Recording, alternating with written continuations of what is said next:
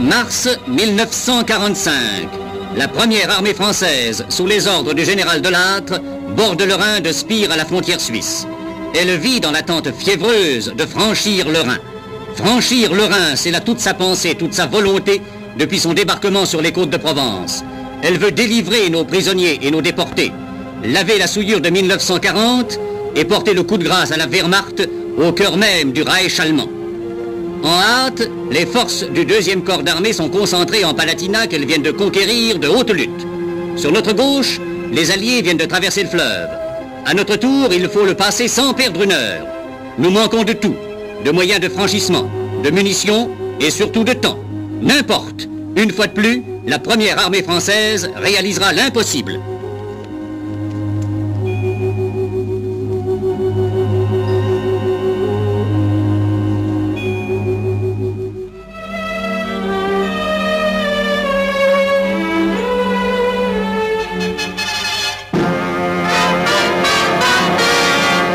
Ordre de franchissement est donné par le général Delattre pour l'aube du 31 mars. À Spire, un bataillon du 3e régiment de tirailleurs algériens s'élance sur le fleuve avec quelques bateaux pneumatiques. Il passe par surprise. Vers Gemmersheim, l'affaire est beaucoup plus chaude. Si les tirailleurs du 4e régiment marocain parviennent à jeter quelques éléments sur la rive droite, leurs camarades du 151e régiment d'infanterie, l'ancienne colonne Fabien de la libération de Paris, sont en butte dès les plages de départ à un feu d'enfer.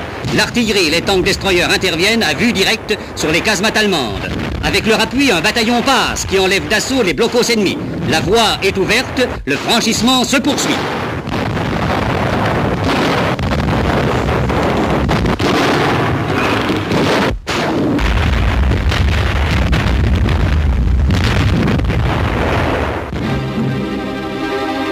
Le 2 avril, la 9e division d'infanterie coloniale traverse aussi le Rhin plus au sud, à Laemersheim.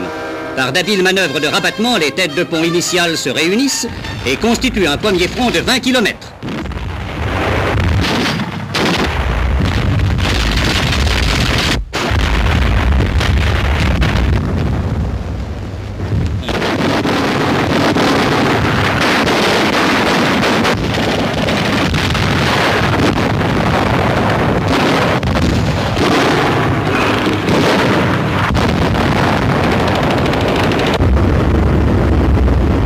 La bataille est toujours âpre, mais les Allemands, dont les fortifications sont prises à revers, réagissent plus faiblement et doivent opérer en repli.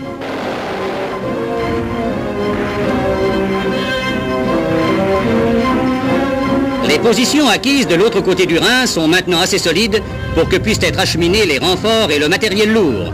Celui-ci, transporté sur des portières, va permettre une exploitation en profondeur de nos premiers succès.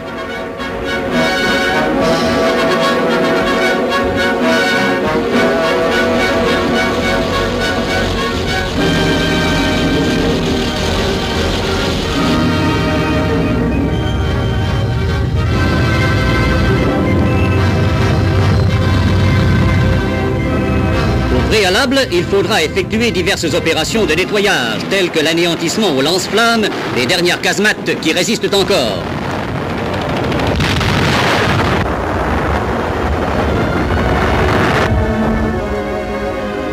La première étape vers la victoire est franchie grâce à l'habileté des dispositions prises par le général commandant en chef, la première armée française, grâce à l'ardeur et à la volonté de vaincre qui anima les hommes de toutes les armes. Honneur au génie. Ces propulsistes ont réalisé des prodiges d'héroïsme en transportant nos groupes d'assaut. 54 sur 80 d'entre eux ont été mis hors de combat. Maintenant, sous les ordres du général Dromard, le génie entreprend sans perdre de temps la construction de plusieurs ponts. Des voies à grand trafic sont rapidement édifiées sur le Rhin. Et les divisions motorisées de l'armée française pénètrent sur le territoire du 3e Reich qui va subir les lois inexorables de l'invasion.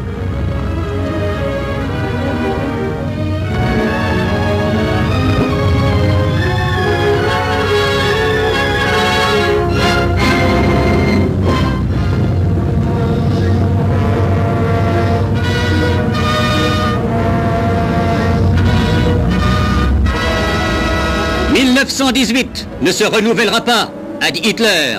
D'accord, cette fois l'Allemagne sera anéantie et avec elle son invincible armée. Les 3 têtes de pont réunies débutent l'offensive en direction de Karlsruhe qui sera abordé simultanément par le nord, l'est et l'ouest.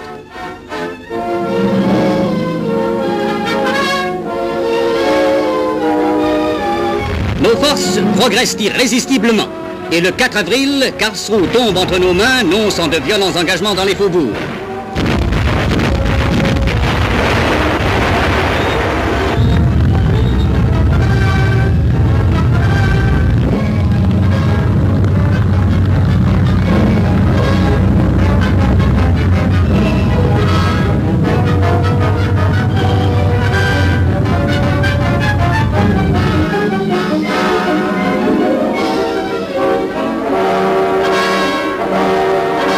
La capitale du pays de Bade et 80 localités conquises, 100 blocos enlevés, 5500 prisonniers, tel est le magnifique bilan des 5 premiers jours de bataille livrés par l'armée française au-delà du Rhin. Sur le pont de Spire, qui, autre miracle, fut lancé en 36 heures, une revue mettra bientôt en présence celui qui en 1940 releva notre drapeau et ceux qui maintenant emportent victorieusement les couleurs à travers le Reich envahi.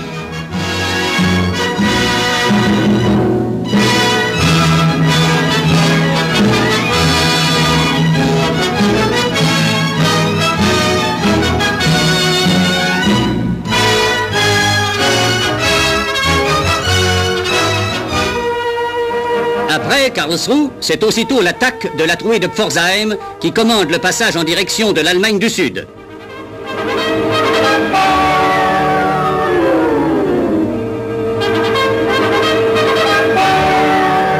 Après 3 jours de durs combats, la ville est enlevée le 8 avril.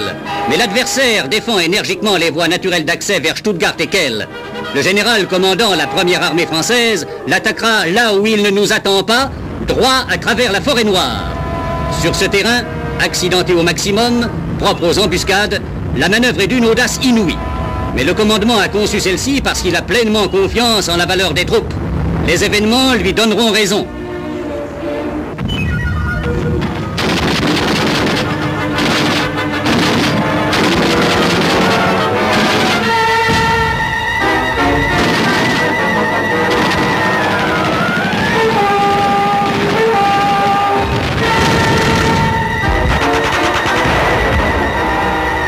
Et soudain, aux yeux des jeunes soldats, surgissent les premières images qui les paient des souffrances endurées. Les prisonniers français et les déportés qu'ils ont libérés rentrent chez eux.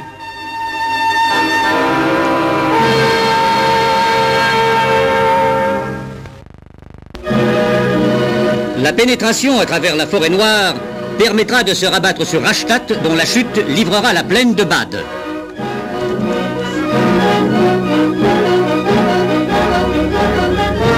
La dislocation du système défensif allemand va permettre à nos blindés de s'engager dans le couloir qui s'étire le long de la rive droite du Rhin.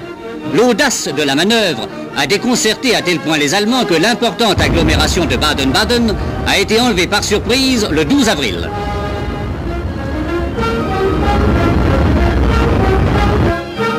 Les habitants hébétés ne comprennent plus rien aux événements.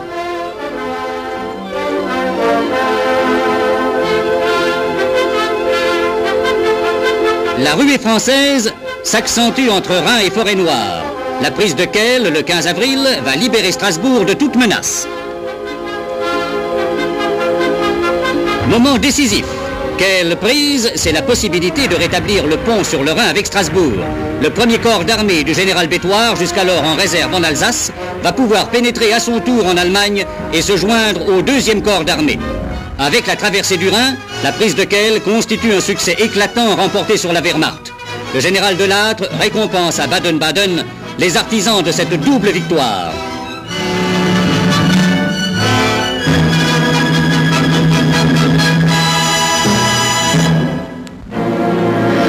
Cependant, notre avance se poursuit vigoureuse en plein massif de la forêt noire.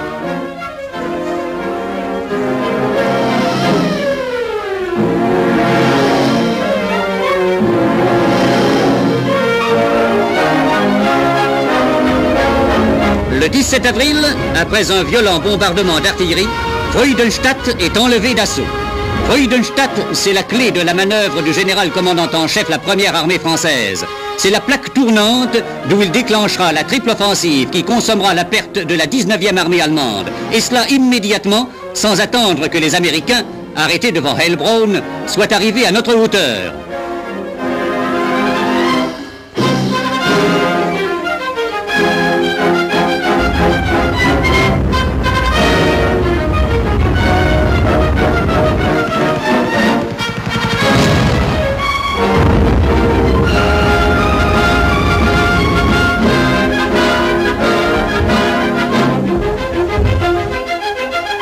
De Freudenstadt, donc, un bras de cette offensive se tend vers Stuttgart, dessinant un large mouvement enveloppant par le sud et l'est de la ville, abordé également de front par le nord. Marchant de jour et de nuit, les unités du général de Montsabert, 2e division marocaine, 5e DB et 3e division algérienne, assaillent de toutes parts les 4 divisions nazies qui défendent la ville.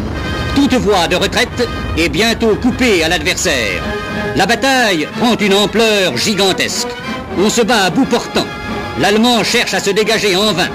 Et le 21 avril, Stuttgart, capitale de Wurtemberg, et pour nous autres Français, symbole du mensonge et de la trahison, Stuttgart est prise.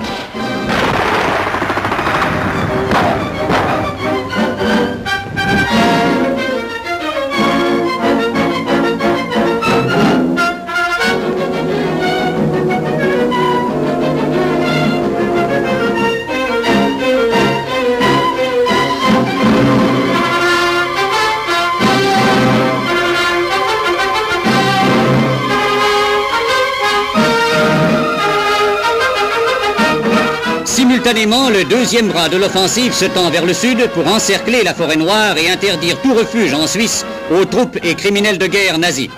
Les divisions du général Bétoir, 1e blindée et 4e marocaine, foncent sur le Danube, tandis que la 9e division coloniale progresse le long du Rhin. Rottweil est prise, et le Danube franchit le 20 avril sur un front de 60 km. Le 21 avril, nous sommes à la frontière suisse. L'encerclement de la forêt noire est achevé après la chute de Fribourg, quand les coloniaux qui remontent le Rhin opèrent leur jonction le 26 avril avec la 4e division marocaine.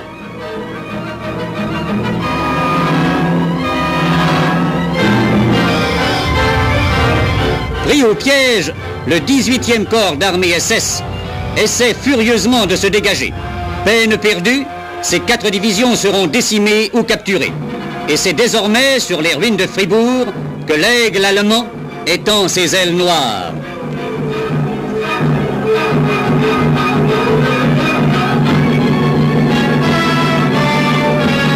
En même temps qu'il se rue vers la frontière suisse, nos blindés s'emparent de Mülheim et de Sigmaringen sur le Danube.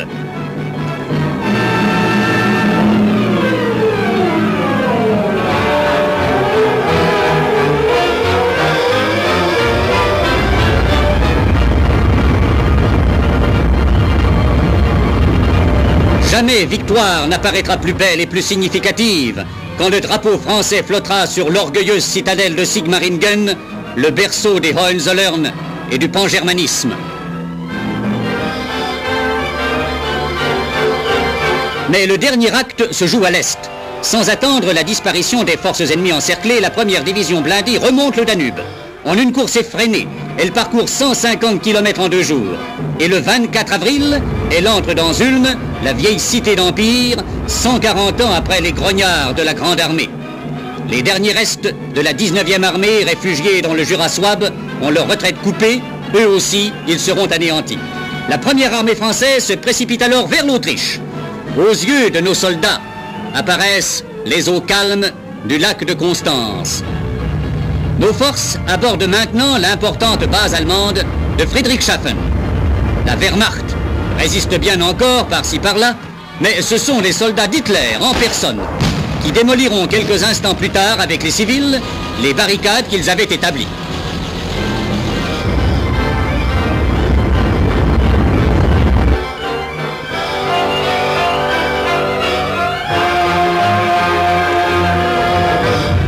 La frontière autrichienne est franchie le 29 avril. Les Français se dirigent vers Bregenz, que l'Allemand veut défendre avec acharnement.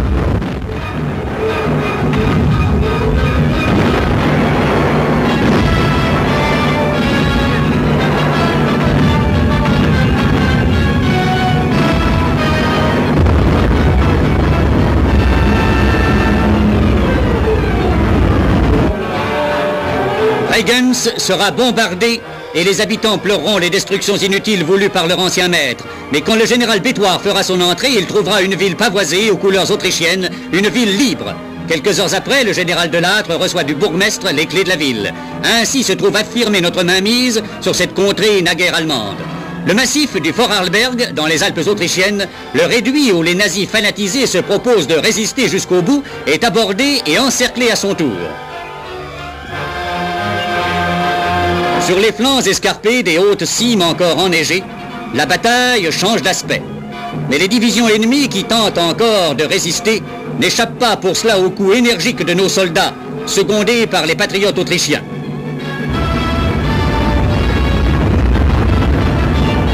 La catastrophe hitlérienne trouve un de ses symboles à Berchtesgaden.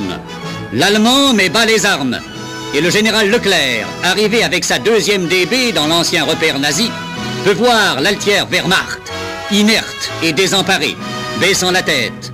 Nous sommes le 6 mai.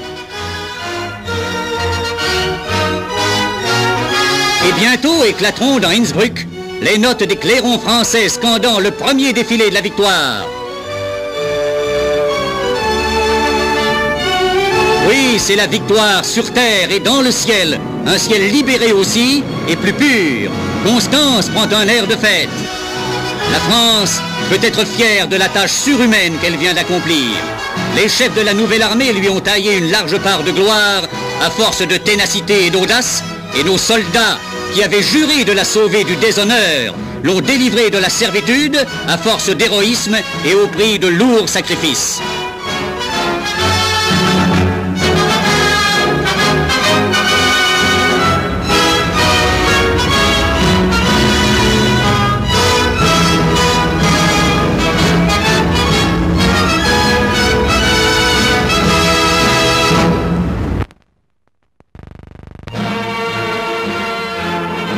Grâce à tous ceux de l'armée Rhin et Danube, la France prend place parmi les nations victorieuses à la signature de la capitulation allemande le 8 mai à Berlin.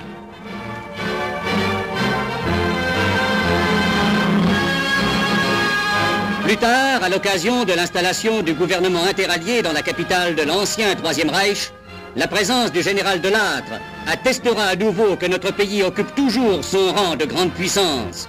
On verra le chef de la première armée française décider du sort immédiat de l'Allemagne avec les chefs des autres armées victorieuses.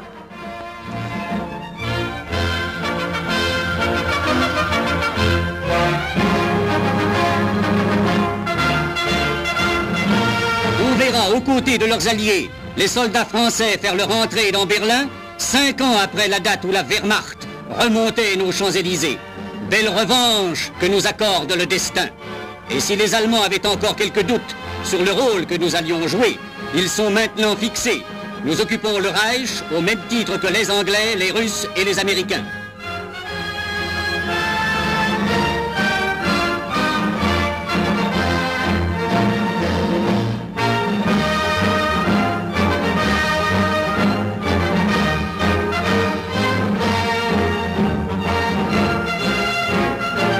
Dans la capitale prussienne, devant ces monuments tapageurs qui commémorent des actes de violence ou de rapine, tel celui de 1870, la France participe au défilé grandiose de la victoire.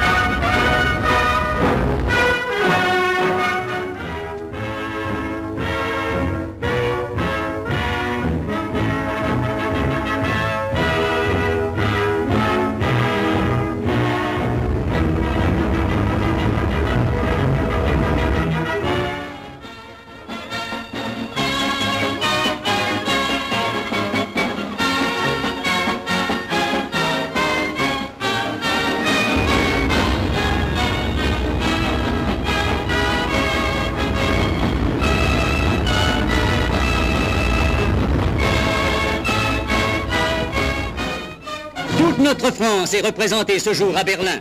Il y a là les fantassins du 49e régiment d'infanterie, issus de l'ancien corps franc FFI Pommiès. Il y a là le 3e régiment de chasseurs d'Afrique, celui de la charge héroïque de Sedan. Miraculeuse synthèse de la mystique généreuse de la résistance et de nos traditions militaires les plus nobles. Nul besoin de grands mots pour exalter la foi, la volonté de vaincre de l'armée Rhin et Danube. Le général de Gaulle l'avait bien compris quand il adressa au général de Lattre ce simple télégramme « Félicitations pour magnifiques résultats obtenus ». Ces résultats, les voici symbolisés par l'image du drapeau planté sur les ailes de la victoire allemande.